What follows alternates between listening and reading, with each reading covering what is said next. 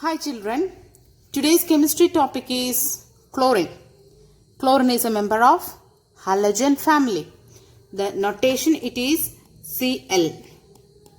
It is the word chlorine, it comes from Greek. Greek word chloros means greenish yellow. This chlorine's color is greenish yellow. So the scientist Davy in 1810 because of its chlorine's color the name is established. And he established its elementary structure.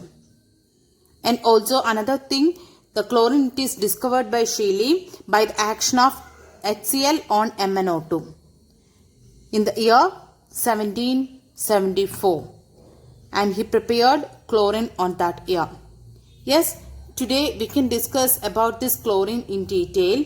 First one, laboratory method of preparation.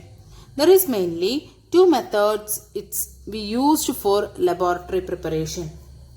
First one, MnO2, which is on, that means manganese dioxide, which is on treatment with a concentrated HCl, it results MnCl2 plus Cl2 plus H2O. So HCl2 you can prepare like this, chlorine.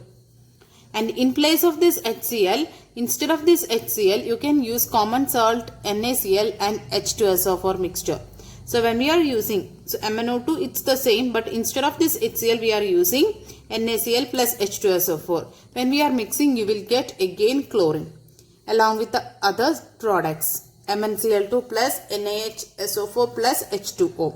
That is the first method of preparation of chlorine in laboratory. And the second method, it is by the action of HCl on KMnO4.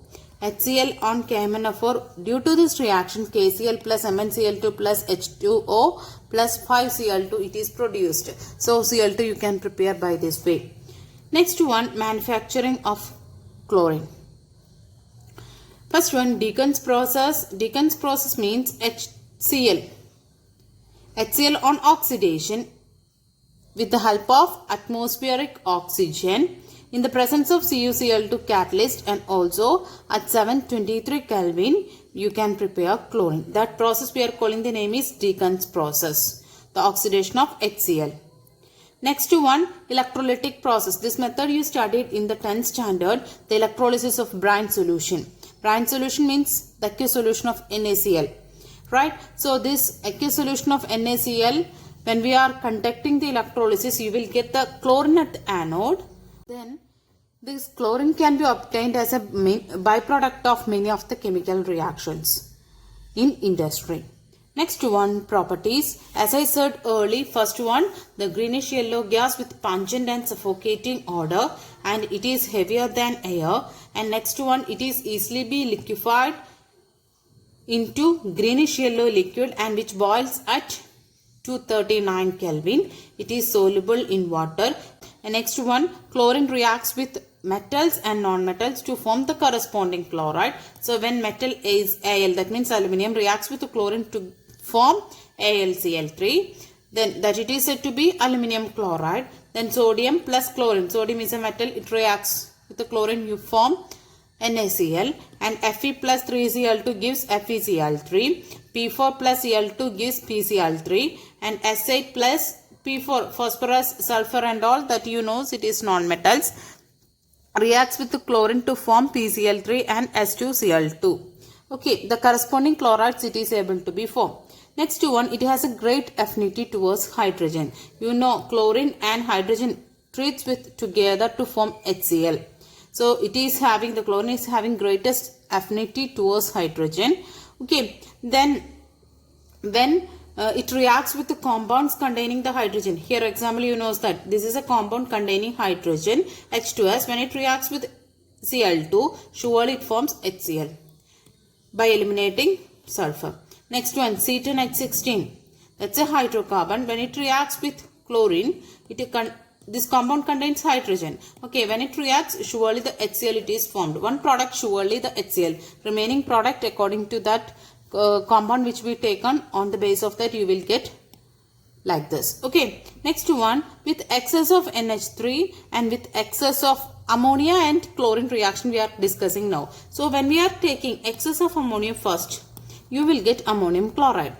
The ammonia and chlorine reaction we are considering now. Excess ammonia in that when we are using in this reaction. So excess ammonia and chlorine, normal amount when we are taking ammonium chloride with nitrogen, and excess, instead of excess ammonia when we are using excess chlorine, so you will get NCl3. Very important one. NCl3, it is explosive one. Nitrogen trichloride is the name. It's an explosive nature one.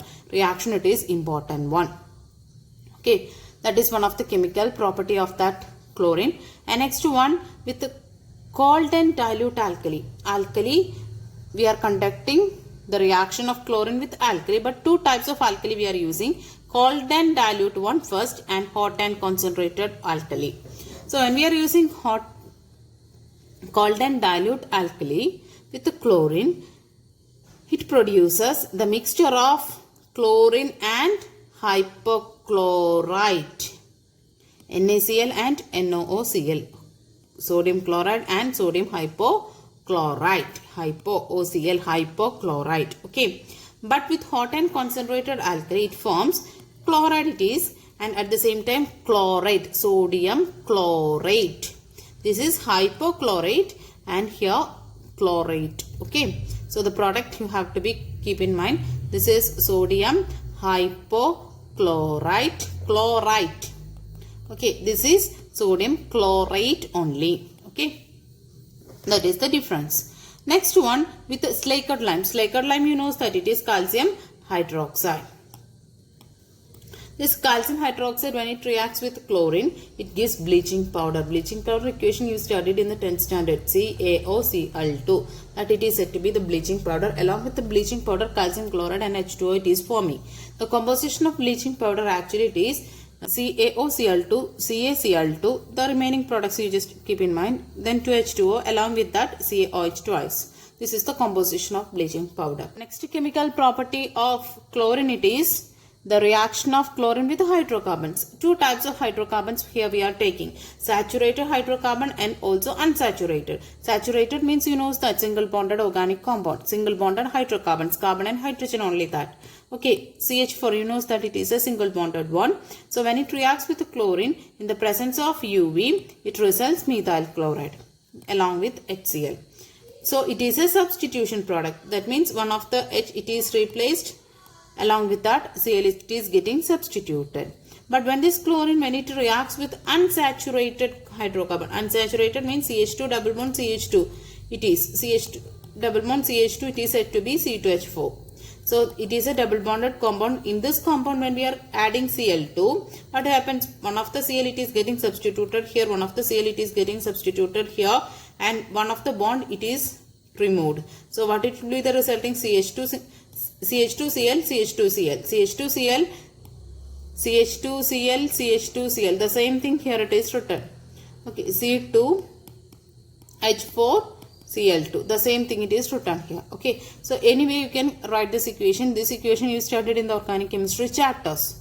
So with the saturated hydrocarbon, substitution product, and with unsaturated hydrocarbon, the addition product is the resulting one. Okay, next one. The chlorine water, I told you already, it is yellowish in color, the liquid. Then when we are keeping some time, it loses its yellowish color. Why? Because of the formation of HCl and HOCl. HCl, it is said to be the hydrochloric acid, and HOCl, it is said to be hypochlorous acid. Then this hypochlorous acid, when it is formed, there is a chance of getting nascent oxygen. So this oxygen, it is said to be the nascent oxygen, oxygen alone. So that nascent oxygen, which is the reason for the chlorine's, the yellowish color of the chlorine changed to be a colorless one. That it is said to be the bleaching property of chlorine. Colorless one, no. So that it is said to be bleached, or you can say that the colorless, it is due to the presence of this nascent oxygen. Next one, the oxidizing capacity of this chlorine. It oxidizes the ferrous to ferric. So this example, Fe2SO4 to Fe2SO4 thrice, it is possible when we are using this chlorine in this reaction.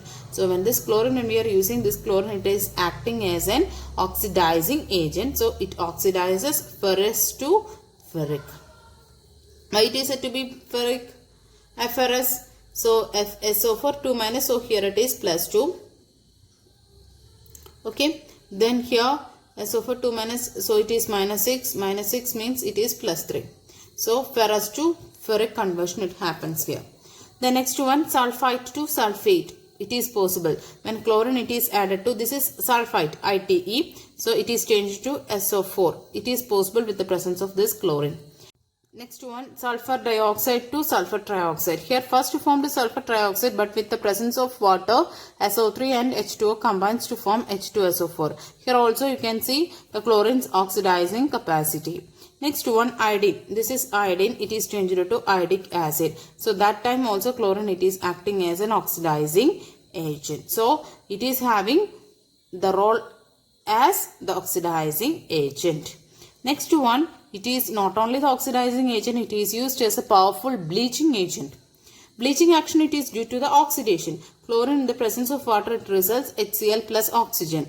This nascent oxygen it is reason for the bleaching action. So as I told, the yellowish color of the oxygen, no, HOCl it is formed from that nascent oxygen, it is produced in nascent oxygen is the reason for colorless solution of chlorine. So colored substances, whatever the colored substance, when it reacts with the nascent oxygen to wall, it will be resulting the colorless substances. Here also you can see that action when chlorine in water. Okay. Next one, important uses. It is used for bleaching wood pulp, especially the manufacturing of rayon and paper. And next one, bleaching of cotton and textiles. Here with this chlorine it is used. And extraction of gold and platinum it is using. The manufacturing of dyes, drugs, organic compounds such as CCl4, CHCl3, DDT, refrigerants, etc. For this, the chlorine it is using. Then sterilizing the drinking water. And next one, the preparation of poisonous gases such as phosgene. Listen children, these notations you have to be keep in mind. One word questions can come from this. Phosgene, tear gas, and also mustard gas from this. So for these preparations we are using this chlorine. It is poisonous gases. Okay, the formula all you keep in mind. These are normally they are asking in the question paper. Okay, thank you.